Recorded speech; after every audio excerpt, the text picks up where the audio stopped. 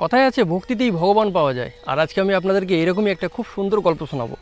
শ্মশানে একবার একজন সাধু বসে বসে মায়ের ধ্যান তপস্যা করত এবং সেখানে অনেকেই আসতো, সেই সাধুর সাথে বসতো, আড্ডা মারতো। আর এটা আপনারা অনেকেই জানেন যে শ্মশানে যেসব সাধুরা মায়ের ধ্যান তপস্যা করে তারা সাধারণত নেশা করে থাকে। তো শ্মশানে যারা ওই সাধুর কাছে আসতো আড্ডা মারতে, তাদের মধ্যে একজনের একবার মনে হলো যে তিনিও মায়ের ধ্যান তপস্যা করবেন। যথারীতি গুরুদেবকে বললেন এবং গুরুদেবও তাকে মন্ত্র দিয়ে দিল। সেই ব্যক্তি সেখান থেকে বাড়ি ফিরে এসে নিষ্ঠার সাথে মাকে ডাকা শুরু করে দিলেন, মায়ের ধ্যান করা শুরু করে দিলেন। এভাবে প্রায় 1.5-2 বছরের মাথায় একদিন মা তার দর্শন দেন।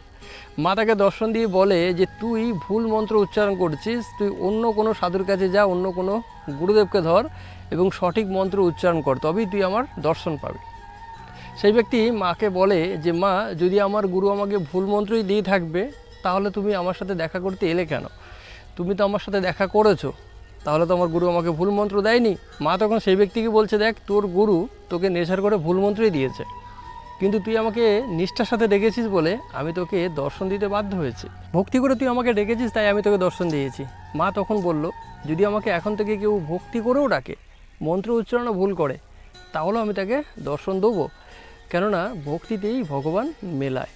মন্ত্র উচ্চারণটা হচ্ছে মনের শুদ্ধিকরণ বা মনকে এক জায়গায় টিকিয়ে রাখার জন্য, মনকে একটা ধ্যানে রাখার জন্য। কিন্তু নিষ্ঠার সাথে আপনি যখন ঈশ্বরকে কামনা করবেন, ঈশ্বর নিশ্চয়ই আপনাকে দর্শন দেবে। ভালো থাকবেন সবাই।